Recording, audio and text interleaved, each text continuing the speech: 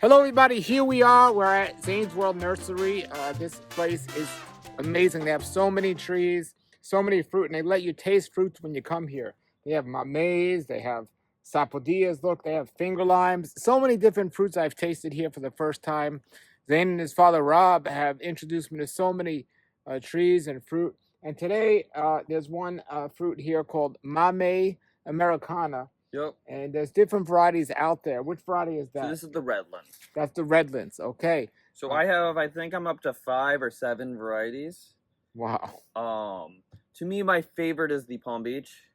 Palm Beach is excellent. We did a video on that one. I'll put the link below. I'm finally starting at the Palm Beach. The first round of Palm Beach plants, I've finally been able to graft them. They're going to be ready in probably about a month and a half. Okay. So yes, so this one's the Redlands. Now the Palm Beach is much easier to open, much easier to clean, much easier to eat. The Redlands ones are not quite as easy to open, and they tend to have bigger seeds.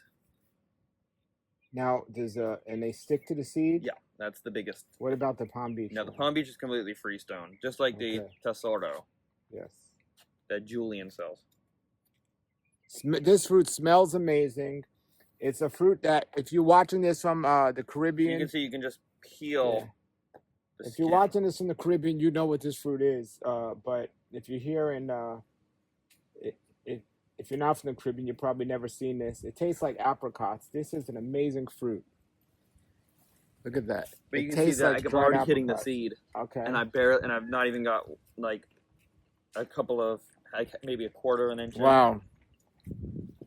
So tell us a story about, like, you usually see this all the time, but you didn't know how to pick it until you realized later on. Tell us that story. So I used to get given boxes of this fruit from Gary before he cut his tree down, and I would never know how to eat it.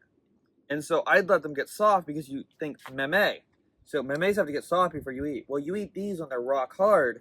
And so I was getting them in, and I found them all disgusting and repulsing, and I was like, how does anybody like this fruit? I was feeding them to my pigs. I was dumping 40 fruits in my pig pen at a time, feeding them to the pigs. And then one time I was watching the pigs eat them, and because I was just getting the boxes and just dumping them immediately in there, the pigs started eating them, and I saw this bright orange color. And I went in there, I grabbed one, and I smelled where the pig bit, and it smelled good, so I grabbed one of the ones that they hadn't gotten to yet, and I went and cut it open. And I realized you have to eat them when they're hard as a rock, as soon as they fall from the tree, otherwise they're rotten. And now it's one of my favorite fruits. Absolutely amazing. Please give me another slice of that. That is so unique, so hard to find. And this is the most common variety out there, this Redlands one. Now, how long will this take to fruit? Because I put one of these I got from you last year and I put it in the ground. From seed, they take 20 to 25 years. Are they true to seed? I don't know. Okay. Because who's waiting 20 to 25 years? From grafted, they take 5 to 8 years. Okay. So no matter what, it's a while. And are they very prolific trees once they get going?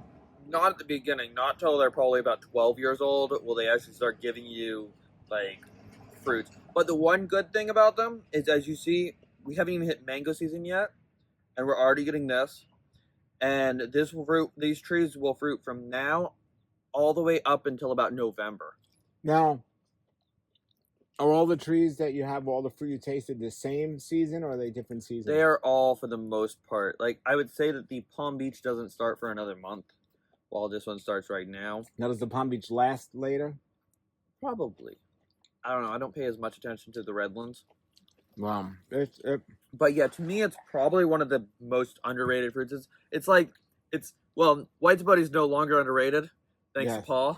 But it's very similar to the white sapote in that it should be so much more popular than it is. And like the kwaimak and all those things, that they're just unbelievably good fruits. Now the tree is super big though. Yeah, that's now. Can you keep it trimmed back or no? So there's not really a point unless you're like limited on like wanting, like, because the fruits have to fall.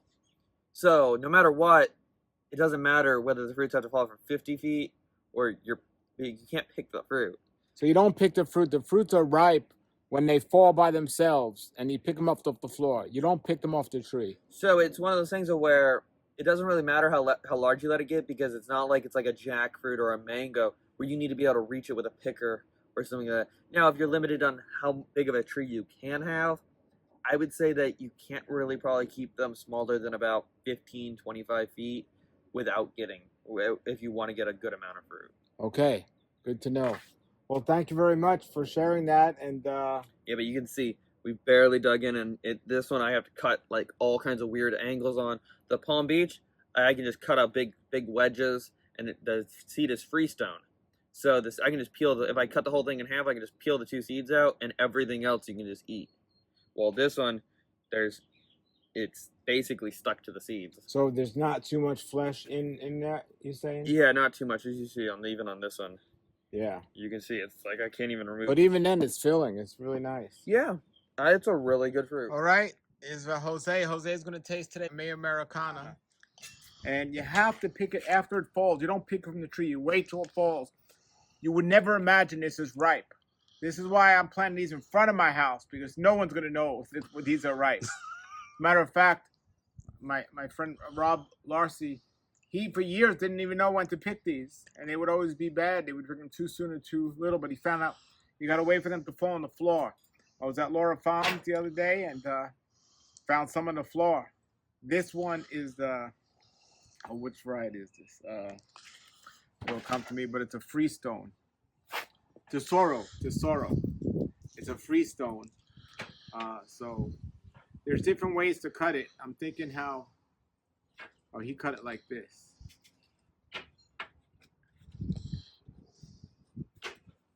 My friend here with the camera's never seen this fruit before, so.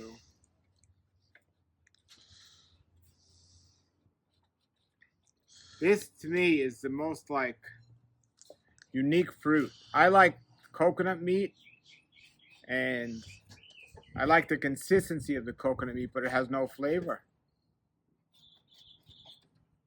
I'm trying to see if I'm doing this way. Julian does it. All right, let's see. So you peel it back like that. I know I didn't get it as good as he got it, but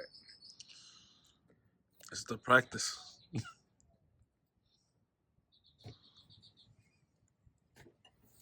you go. We'll try that. Look at the color. Is that amazing? Smell that. Smell that. Yeah. Wow. Right?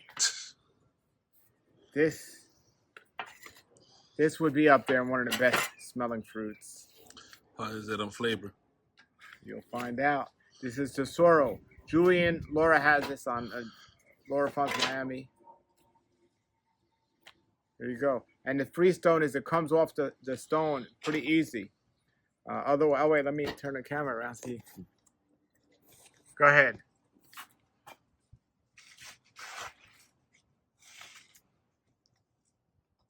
It's good.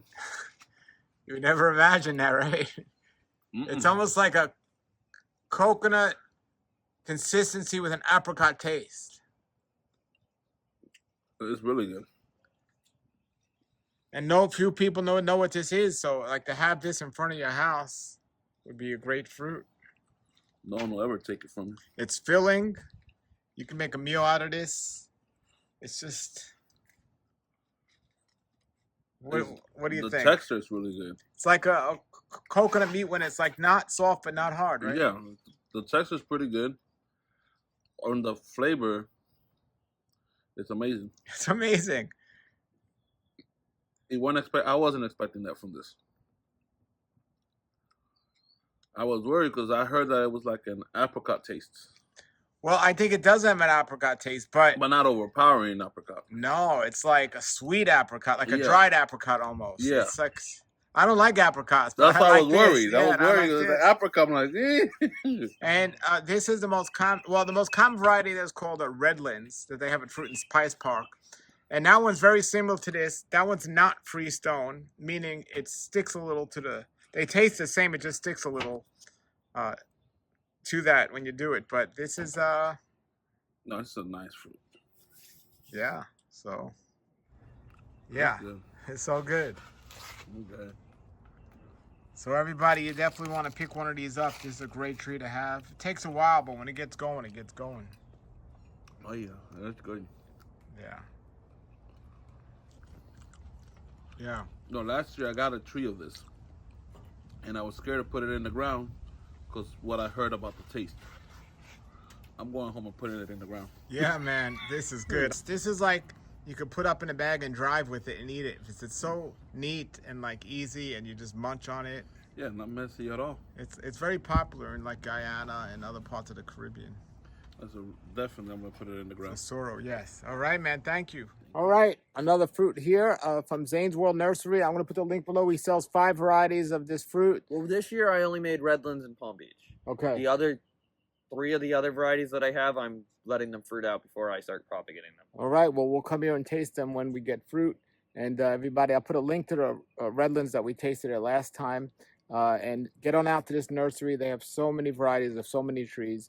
Xain's World Nursery, West Palm Beach, Florida. Thank you very much, Xain. All right. All right.